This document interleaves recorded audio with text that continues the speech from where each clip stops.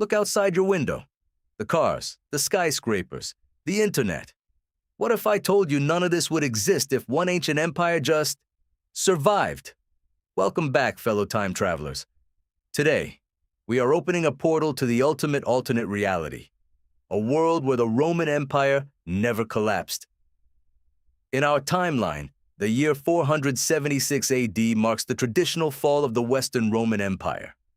Odoacer, a Germanic chieftain, deposed the last Western Roman emperor, Romulus Augustulus. The great aqueducts crumbled, the legions dissolved, and Europe plunged into the decentralized chaos we often call the Dark Ages. It was a time of fragmented kingdoms, lost knowledge, and a complete reset of Western civilization's trajectory. But let's rewrite history. Imagine the Romans successfully stabilized their economy in the 4th century. Imagine they integrated the migrating Germanic tribes instead of fighting them, turning potential conquerors into loyal Roman citizens and fierce frontier defenders. No sacking of Rome, no collapse of the supply chains. The borders hold strong. The Pax Romana, the Roman peace, doesn't die. It evolves. Without the fall, there is no Dark Age. The centuries of lost knowledge are entirely bypassed. Greek and Roman texts aren't lost to time or hidden away in isolated monasteries. They remain in active daily circulation at grand academies across the empire. Instead of waiting for the Renaissance in the 1500s, Europe experiences continuous intellectual growth starting in the 500s. We are talking about a massive head start on human progress. And this leads us to the most exciting divergence: technology. Did you know the Romans actually invented a basic steam engine called the Eolipile in the 1st century? In our timeline, it was just a toy. But in an unbroken Roman Empire, brilliant engineers would have eventually weaponized or industrialized it. Picture this. By the year 900 AD, instead of knights on horseback, we might see early, clunky steam-powered Roman chariots rolling across paved superhighways stretching from Britannia to Persia. With steam power and advanced naval engineering, the Atlantic Ocean becomes less of a barrier and more of a highway. The Roman discovery of the Americas wouldn't happen in 1492 by Columbus. It could happen centuries earlier by a Roman fleet. Imagine Roman galleons, reinforced with steel and steam, landing on the shores of modern-day New York. They wouldn't call it America. They would establish Nova Roma, New Rome. How would they interact with the indigenous empires?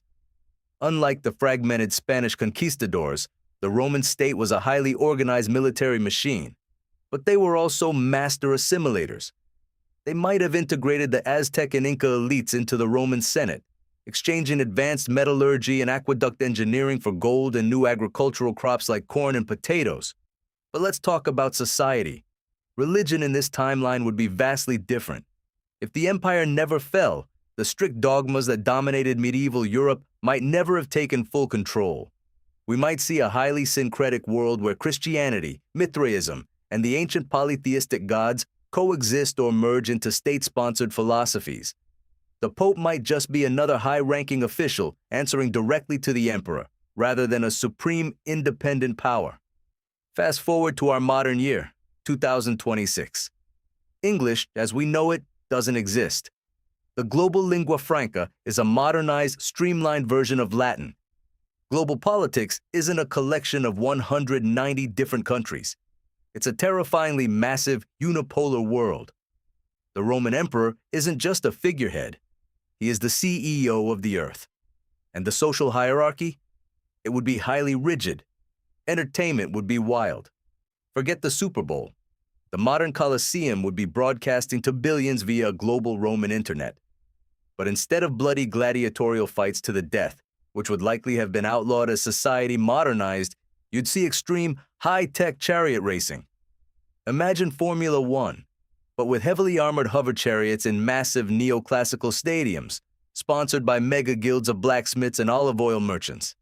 However, a world ruled by one immortal empire wouldn't be a utopia. The driving force of human innovation over the last 500 years was competition. England, France, Spain, and Portugal competed fiercely, driving rapid technological and geographical expansion. Without that fractured competition, a global Roman Empire might have suffered from severe technological stagnation. When you have a monopoly on the entire planet, why innovate? Why build a spaceship when you already own the Earth? The Roman bureaucracy was famously corrupt and heavy-handed. A modernized version of this would be a dystopian surveillance state, a world where the Senate tracks your every move, where conformity to the Roman standard is mandatory, and where rebellion is crushed by hyper-advanced Praetorian drones. So, while we might have reached the moon centuries earlier, or had steam-powered trains in the Middle Ages, the price of that unbroken peace would be the loss of the beautiful, chaotic diversity that makes our modern world what it is. The fall of Rome was a tragedy, yes, but it was also the great reset humanity needed to eventually fly. What do you think? Would you trade our modern freedoms to live in a technologically advanced, unified Roman Earth? Let me know in the comments.